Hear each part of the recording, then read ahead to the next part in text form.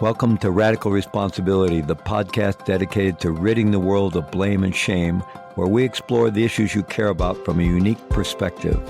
100% ownership for each and every circumstance we face in life, day in and day out. Hi, welcome to the Radical Responsibility podcast. This is your host, Maull, and today I'm really happy to be presenting an episode with Dr. Dan Siegel, longtime colleague with whom I've had many fascinating conversations. And in this conversation, we talk about resilience in a relational context and how integration is essential to experiencing wholeness of interconnectedness and intra-connectedness. Really talking about how as the brain develops, and even in our own individual personal development in our lifetime, the brain circuitry, the neural architecture of the brain is becoming more differentiated, more complex in order to deal with more complex problems. And with healthy brain development and good work of integration, it's also becoming more connected and like more parts, more differentiated parts in the brain. And they're also communicating very efficiently and effectively. So you get this highly integrated brain. And thus you get these flow states, this experience of flow, and this is within and between. I love Dr. Siegel's definition of mind, and it really isn't a standard accepted scientific definition of mind. It can be kind of obscure what we even mean by mind. And he proposes this definition that it is a flow of energy and information within, in other words, within ourselves and between, in the social field, the relational field with others. So it's always fascinating to have a conversation with Dr. Dan Siegel. So please join us. Maull, I'm really thrilled to be here today with Dr. Dan Siegel. How are you, Dan? Hey, Fleet. I'm doing really well. Great to be with you again. It's great to be with you again. And we're here on day 2 of the Global Resilience Summit, where we're focused on relational resilience and healing trauma. So I'm really looking forward to our conversation. I'm going to share your bio with our audience. Most of them are probably very familiar with you, but just in case. So Dr. Siegel is the clinical professor of psychiatry at the UCLA School of Medicine and the founding co-director of the Mindful Awareness Research Center at UCLA. He is also the executive director of the Mindsight Institute, which focuses on the development of mindsight, teaches insight, empathy, and integration in individuals, families, and communities. His 5 New York Times bestsellers are Aware, the Science and Practice of Presence, Mind, A Journey to the Heart of Being Human, Brainstorm, The Power and Purpose of the Teenage Brain, and 2 books with Tina Payne Bryson, The Whole Brain Child and No Drama Discipline. Dr. Siegel also serves as the founding editor for the Norton Professional Series on Interpersonal Neurobiology, which contains over 75 textbooks. For more information about his educational programs and resources, visit drdansiegel.com and mindsightinstitute.com. So again, welcome, Dr. Siegel. And we'll jump right in. Call me Dan, Fleet, or I'll call you. Okay, I will. Professor Maull. We have, okay, yeah, no, we have the kind of an ongoing conversation here from summit to summit. And a lot of us has been during the several years of this pandemic. So we are focused on overall with the summit, Dan, on how to cultivate the individual, collective, systemic resilience we need to really face the daunting challenges we're facing today, which seem to get ever more complex and daunting. And today we're focused on relational resilience and healing trauma. And I really love to talk about that with you in terms of your work with interpersonal neurobiology and really your profound understanding of what we're talking about when we're talking about mind. And, I've been reading your book, The Developing Mind, for the last couple of months now. And, awesome. The 3rd edition. Yeah, it's quite a tour de force, and it's so fascinating. And to really understand that mind, as you describe it, as an emergent process, a self-organizing emergent process, going to chaos theory and some other things, that we understand how emergent processes come out of some kind of chaotic field through self-organizing principles, and really understand that mind as an emergent property of a relational field. There is the embodied brain, the brain inside our skull, But when we think of really our consciousness, our mind, or our self, or who we are, our life, we're really talking about something that's much larger than that. So I wonder if you could start there in terms of your understanding of mind, and then we can move into there to really talk about what would resilience be then in a relational context. Yeah, well, thank you. Yeah, so certainly the mind for 2,500 years, in modern medicine, since the time of Hippocrates, has been thought of as something roughly equivalent to the brain's activity, and in modern psychology, that tends to be the enskulled view of what mind is. So certainly we want to think about the fully embodied mind as being something beyond the skull, and part of its experience is encased inside the skin encased body. But then we're saying that it's also relational. And when you say the same thing, mind is both embodied and relational, one way to understand what seems like an impossibility, how could something be both inside and outside at the same time, is to look at energy and information flow, that it's not restricted by the skull or the skin. And so it's happening now between you and me and everyone listening right now to us. And when you look at that system of energy and information flow, it has the features of what's called a complex system. And complex systems in our universe have something called emergent properties. So that's 30 years ago, where the proposal comes from the thinking that the mind, just like wetness emerges from the interaction of the elements of water molecules. A single water molecule isn't wet, but many water molecules together create the emergent property of wetness. The proposal is the mind may be an emergent property of both fully embodied and fully relational energy and information flow. And there's a lot, in the developing mind about the science of that, or any of these other books. But from your question about resilience, when you follow that line of reasoning, the idea is that the self-organizing aspect of this emergent property tells us that when you differentiate and link, you create the most resilient or coherent unfolding of this complex system. So differentiation and linkage, we're going to name that integration. So for us, a resilient mind is a mind that's cultivating differentiation and linkage, what we're going to name as integration within, between, and among. And we see the wholeness of that, not just interconnected, but intra-connected. There's a wholeness of which we are a fundamental part. And so with that integration within and without, with others and among, that references what you call that kind of coherent flow, or coherence, in terms of the flow of energy and information. And that references what you've also described as the window of tolerance, and that kind of river of coherence. And when we get outside of that, we get into either rigidity or chaos. And so understanding that in terms of resilience, it would seem that if we want to think in terms of having strategies for both individual, relational, and collective resilience, it would be, how do we navigate the shores of that stream to stay within that integration and increase the integration, and not fall into or get pushed into rigidity or chaos?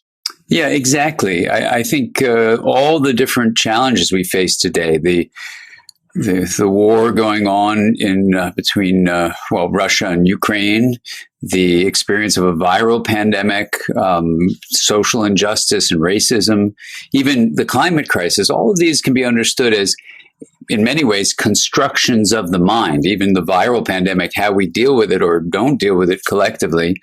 So then understanding the mind is really important. There's a couple of initiatives that are happening now about how to work with the United Nations sustainability goals, and how do we face the climate crisis, and looking at the mind to develop not just individual resilience, not even just family resilience or resilience in communities, but global resilience. How do we understand all living beings on the planet as part of a complex system? So the human mind plays an important role, because I think it excessively differentiates itself and doesn't link. So it's impairing integration because it's not balancing those two. And so we have a modern view of the solo self, like the self is just in the body. This self is here, your self is there, and we're separate. And I just got to get as many toys during the life of this body as possible. And that's what the game is all about. Well, that game is basically played itself out. That if we keep on living with that modern, let's just call it what it is, a lie of the self being separate, we're going to basically cook this planet, ending biodiversity, ending the capacity to sustain life in a regenerative way. So, these are all painful things to think about. Joanna Macy is a beautiful writer who for decades has been talking about the idea of active hope. It's not a passive kind of false optimism. It's like, how do we actively mourn what we've lost in terms of biodiversity? But then instead of putting our heads in the sand or just trying to distract ourselves by getting drunk or something, how do we actually stay wide awake? How do we work together? How do we have fun doing it? How do we bring love to the journey, but then work hard to really correct these huge constructions of the mind of racism and social injustice, the climate crisis just being two. And that's, I think, where a summit on resilience can directly help us to say it's more than just resilience for your individual self, the me. It's resilience for the collective we, but don't give up the me. So we like to say the integrated self-experience would be me plus we is mui. That's kind of the fun term for how we can go forward. Well, certainly Joanna Macy's really important work, the Council of All Beings work, she encourages us to grieve the catastrophic species loss that's been going on for a long time. And now in terms of what's happening with, this active hope and any real transformation is on the other side of embracing what is and being willing to feel the loss, feel the sadness. And so that makes me think of, you've also talked about emotion as being part of at least one manifestation of that self-organizing principle. Yeah. And so how does that, because as we think about, how can we participate in how can we participate in creating collective resilience? There is some individual work we need to do to be able to participate at that level, our own relationship with our own emotional experience, for example.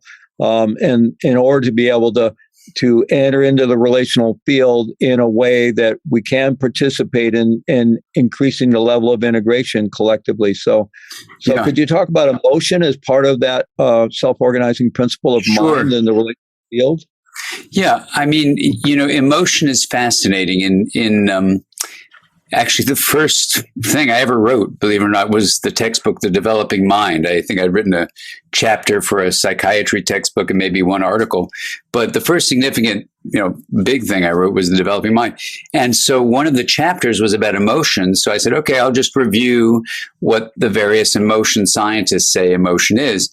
And they couldn't agree with each other. Mm-hmm. And so I read all the different things I could find, and yet I found a commonality that they didn't indicate that actually brought them together, as conflictual as they were, these approaches. And it's going to sound strange, Fleet, but that commonality actually was the process of integration.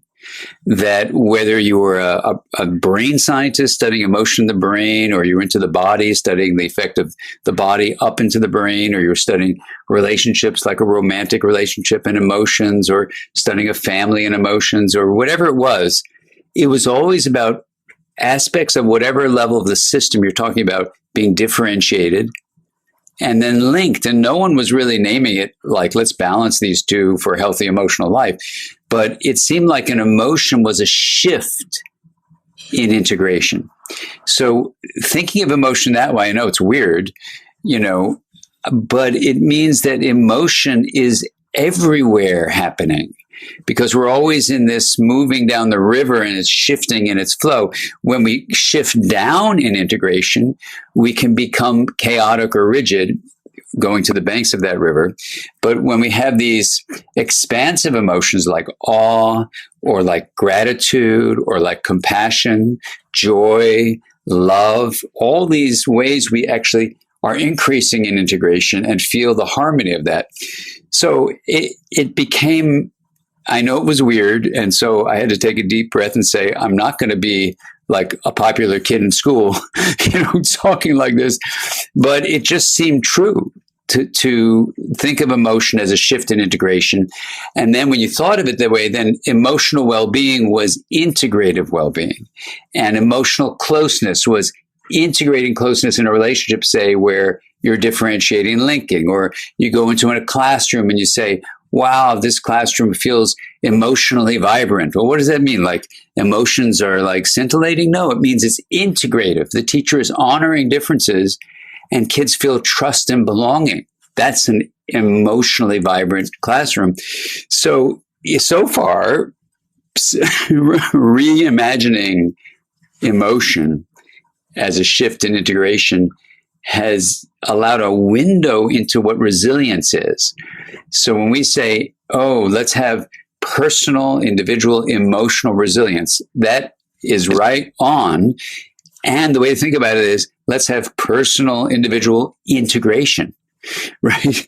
And let's then bring that from the inside, where we have to begin so we don't burn out, to then collective integration. Now, what's that? Integration made visible, like what we say at the Institute here, is kindness and compassion. So then you go, oh, wow. So integration can actually have a relational side to it. And the answer is yes, that's absolutely right.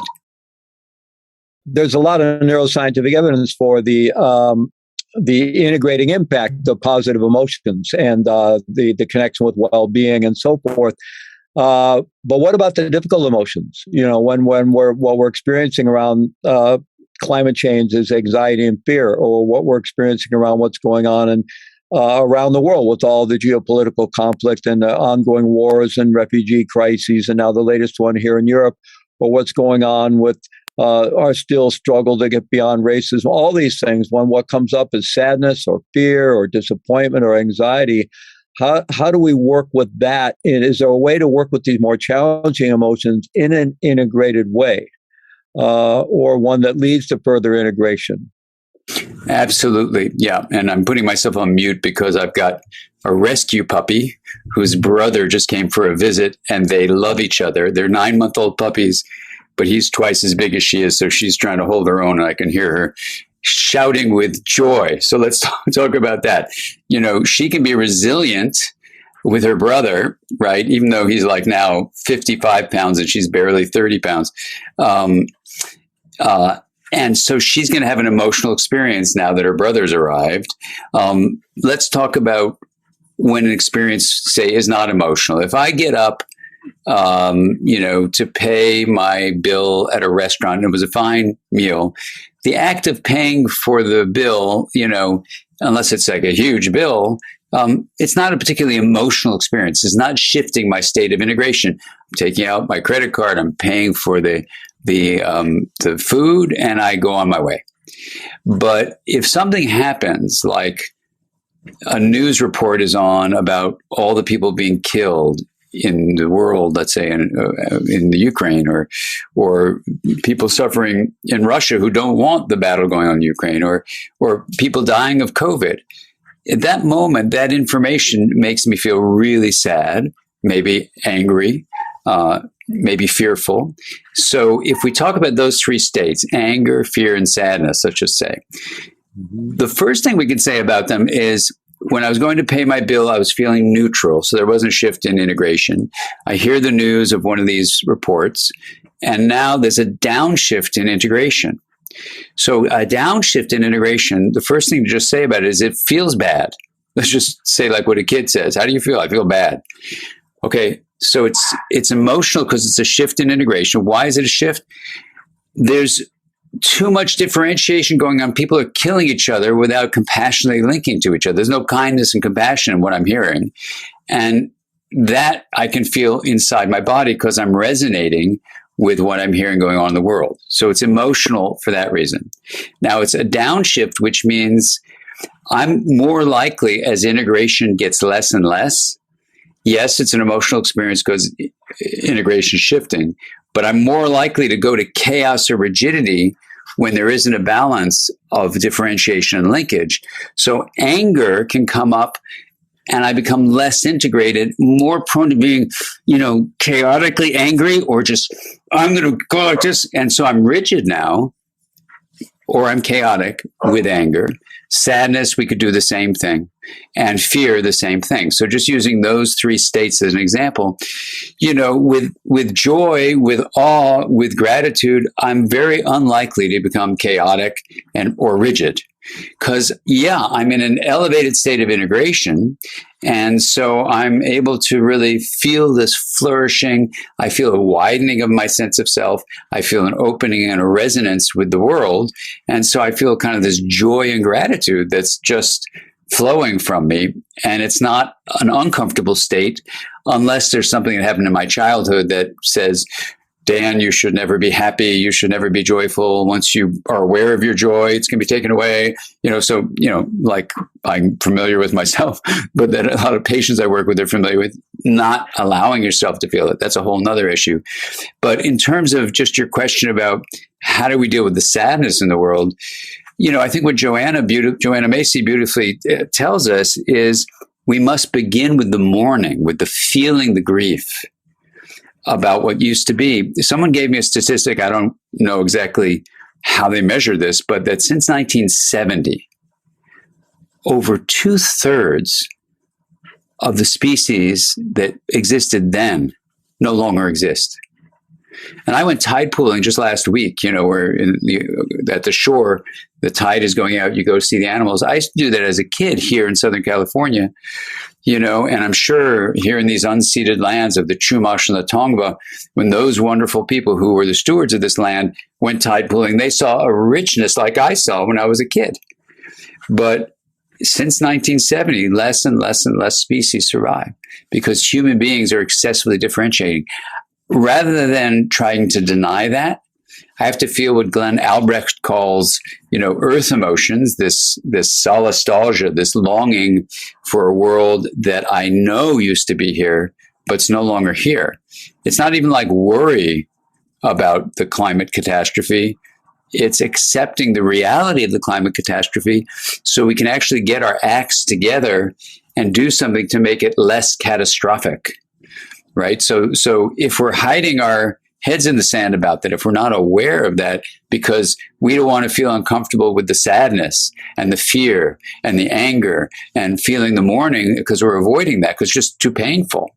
As Joanna says in the work that reconnects, you have to begin with where we're actually at. So we feel that shift down in integration.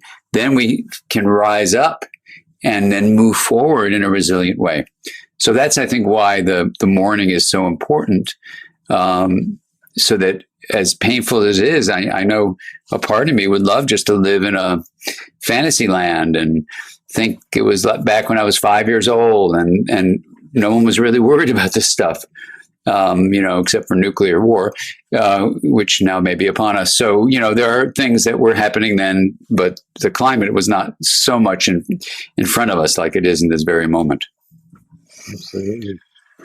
Yeah, it's amazing what's happened in our lifetimes, and I think we have to grapple with that. I grew up as a kid hiding under this, going under the school desk with the nuclear, the Cuban Missile Crisis and all that, and even though I've always been concerned about the environment, and there was this, but no, you never would have thought in our lifetime we'd be talking about an existential threat to life on this planet, and then here we are with the extreme risk of nuclear confrontations again. So. Yeah, and Fleet, I'll ask you a very personal question because I know I grapple with this. I myself wake up in the morning in this body and I feel, I get ready to do my wheel of awareness meditation, do my integrated movements and all sorts of stuff just to get the day set. But there's always this underlying feeling like what is happening on the planet, and what's happening now with Ukraine and what's happening, and it's not easy to stay in a energized, upbeat stance that I think we need that to have resilience like that. And so what I do for myself, and I want to ask what you do, what I do for myself is let myself feel the helplessness and the hopelessness rather than fighting it, I kind of let it be there so I can see it as just one of the states this body can be aware of. And then I say, okay, I'm not trying to forget that, but a part of me would like to forget it. A part of me wakes up and says, stop feeling that way. You're just being a neurotic person. And then I go, no, you're not being neurotic. You're actually being awake to the reality of what's happening on the planet. So don't deny the emotional experience, meaning the shift in integration that comes when you love the world so much, but you see so much suffering. So as the Dalai Lama says, we can't let ourselves lose touch with joy and humor, or the suffering will have won. And at the same time, we can feel the suffering and kind of hold them both. And that's a real challenge, I think, for us as humans.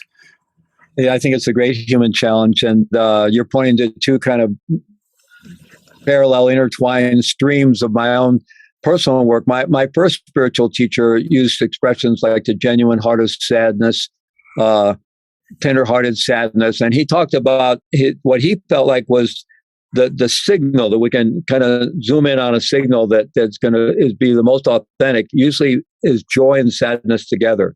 There's always this quality of longing in there.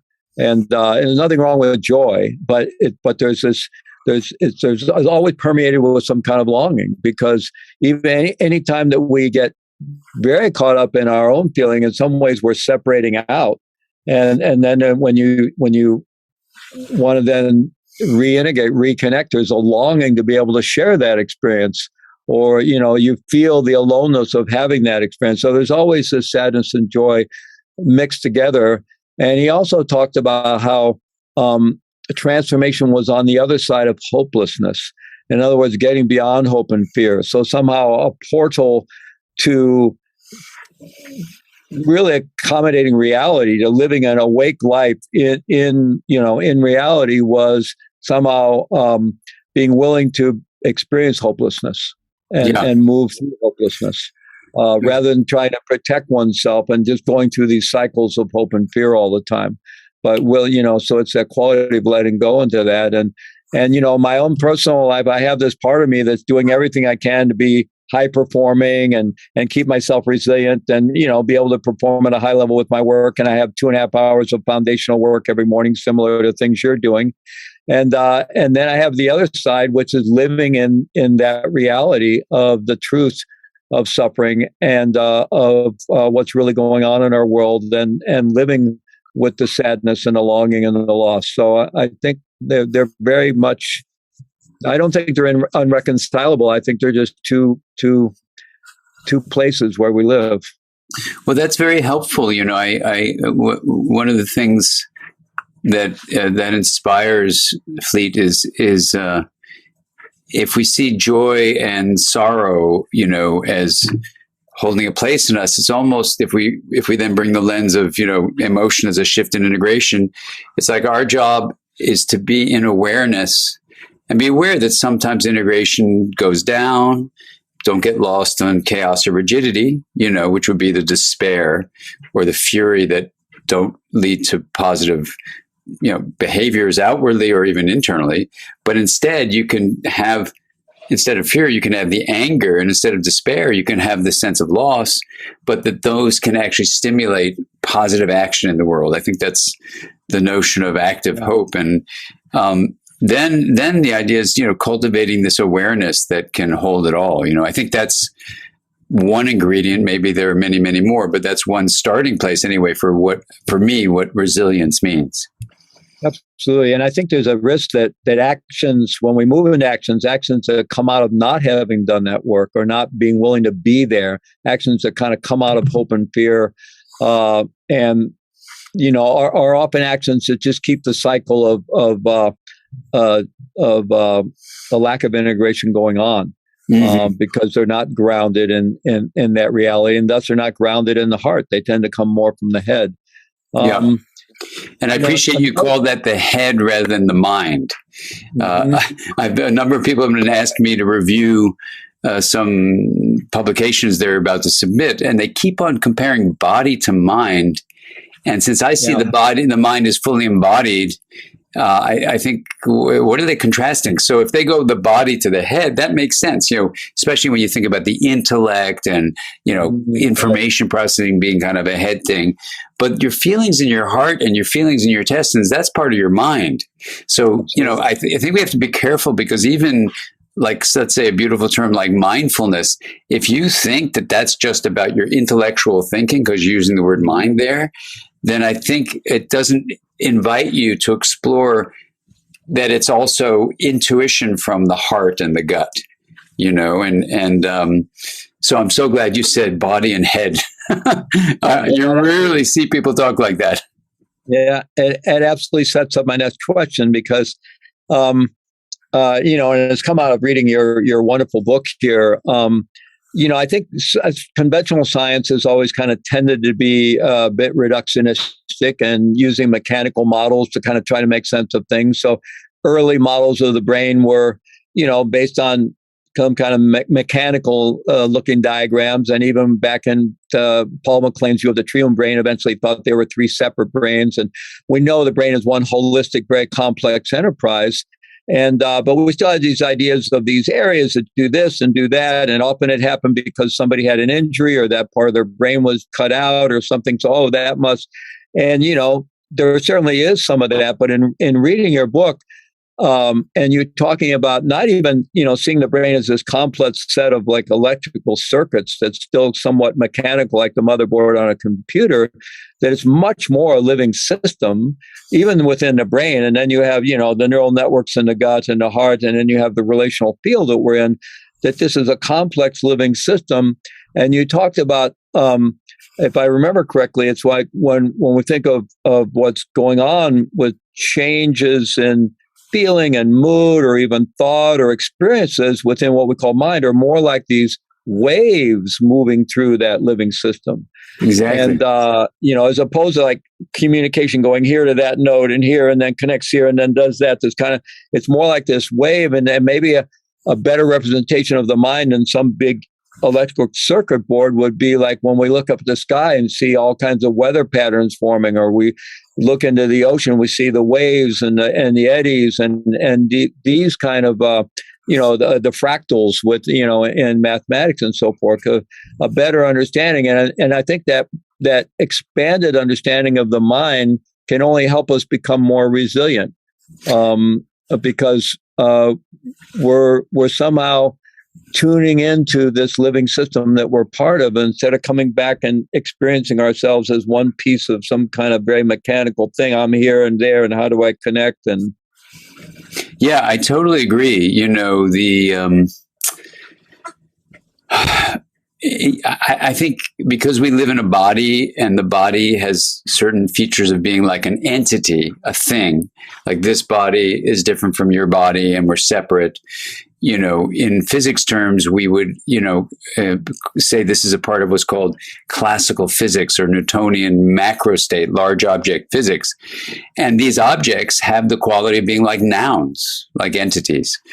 Yet when you look at the fundamental elements of energy, even though mass, what our bodies are made of, is energy, condensed energy. E energy equals mass times the speed of light squared. So it's very, very dense energy, mass is. But when you look at just pure elements of energy, like a photon or an electron, these are so small, they're called microstates. And the microstate world, called the quantum realm, there are no nouns. There are only verbs. And so when we talk about waves of electrical flow, this is a somewhat different analogy, but if you think about the ocean, when you look way out with your eyes and you see, a wave coming toward you, one thing is just you're getting photons, but just leaving that aside, the thing that's moving toward you, you might say, is water molecules, right? There's water molecules 100 yards, 50 yards, 25 yards, 10 yards. Now those same water molecules have come all the way over to you and are crashing at your feet. And you would think that, and you would be wrong. Because what's happening is energy from wind is pushing on the water, and it's the energy that's being transferred across the matter. And so what is actually hitting at your feet is the energy that you saw 100 yards out, not the molecules. Certainly they go up and down, but what actually came this way toward you is the energy. So that's, I think, a good analogy when you think about waves. Waves are the motion of energy, and that's a whole nother story that I think we did get into it before, about energy being a movement from possibility to probability to actuality. And in this actualization, we have things like thoughts and emotions and memories. But when you come down to this open, spacious plane of possibility, I think the more we tap into that, what I think is the source of consciousness, the more resilience we can build, because we're tapping into, what physicists call the formless source of all form. But I think it's actually where the portal through which integration arises. So when you learn to live from that plane of possibility, which for me you get to through this wheel of awareness practice, but there's probably hundreds of ways of doing it. But the metaphor of the wheel is that the hub is pure awareness, the rim of the things you're aware of. So each morning when I do the practice and learn to distinguish hub from rim, and then even sometimes to really just, immerse myself in that hub, that's a metaphor. The practice, I think, is allowing me to immerse myself in this plane of possibility. And it's through that portal that integration arises. And would it be safe to say that we can recognize integration within ourselves, with others, in a larger collective setting as some kind of flow, some kind of coherence? Yeah, coherence. What's that? As opposed to chaos or rigidity. We can recognize we're interacting with others, and we see what we're doing is it's kind of creating resistance and rigidity, or we see, people are getting upset, upregulated, or we adjust this way or we adjust that way, and suddenly there's a kind of flow happening again. So resilience is a skill, maybe, is about how do we keep finding our way into some kind of flow within ourselves and with others. Yeah, that's beautiful. I think that's exactly right. And I think that coherence also, when people can really dip into it, is filled with love. Mm-hmm. And that's, where you just kind of are humbled by, being an expression of what feels like the fabric of the universe, is this, this open awareness, this sense of being connected, this intra-connectedness, not even inter where I'm connected to you, but intra meaning there's a wholeness to it all, and love, and I think for me, doing the Wheel of Awareness and workshops with so many people, and then doing it myself for so many years, I guess it's given me a kind of inner something, I don't even know what the word is, an inner, I don't even know what the word would be, being or inner foundation or inner trust, a kind of faith, if you will, not so much a belief as a knowing, that if we can support one another in tapping into that source of love, then we will change the path we're on as a human family, and we'll come to realize that we're siblings not only in our personal families and even our human family, we are siblings in all of nature. And to take the rightful place as stewards of this wonderful planet, I think, is the real resilience the world is asking us to find and to bring out in all of us. Well, I think when you talk about love in that way, when we talk about universal love or love in that way, or people that use, think in terms of God and using that kind of language, that God is love, that I think what you're talking about is the organizing principle in the universe. That flow of integration is what we're talking about with love. Yeah. I mean, in this paradigm, that plane of possibility is the formless source of all form. It's a physics term. But since I'm an acronym nut, I said, what's the acronym for that? And I realized it's the generator of diversity, the GOD. So far in all the different religious leaders I've been able to present that to, no one has felt offended by it. But it is a bridge between science, classical science, and indigenous teachings, contemplative practices, and theistic religion as well. So it's an incredible time to actually, say, how do we use all these perspectives to try to really advance well-being in the world, well-being and resilience? So thank you for having me in this conversation, Fleet.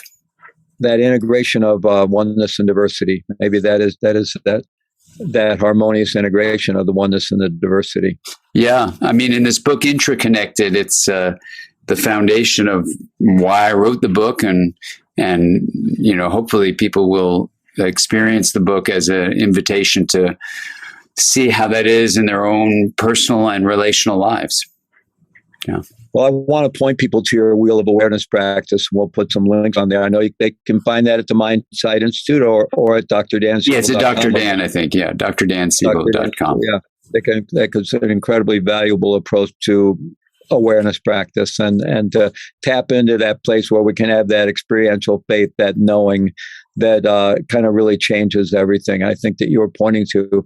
And I know we're at the end of our time today. Our topic today had both to do with resilience, relational resilience, and then healing trauma. And I think everything we've been talking about, trauma undermines everything we've been talking about, right? And trauma is going to tend you to make you more prone to move into chaos or rigidity. Yeah. So everything we've been talking about could be seen as really how do we heal trauma, and then how do we deepen resilience so that we have greater access to that flow, that integration, and we can take that out from our individual to the relational in our personal and professional relations, out to the collective and group work. When you think of all the wonderful types of dialogue and circling work and group work, basically that's what they're doing. They're creating that sense of connectedness and flow with each other. And if we could extrapolate that out to the larger collective to face these really daunting challenges we have today, then I think that gives us some, if not hope, at least gives us a direction. I totally agree, Fleet. Yes, and it's great to share this direction with you and with everyone here. Well, thank you so much, and thank you so much for being part of our summit. Pleasure. Thank you, Fleet. Be well. Be well.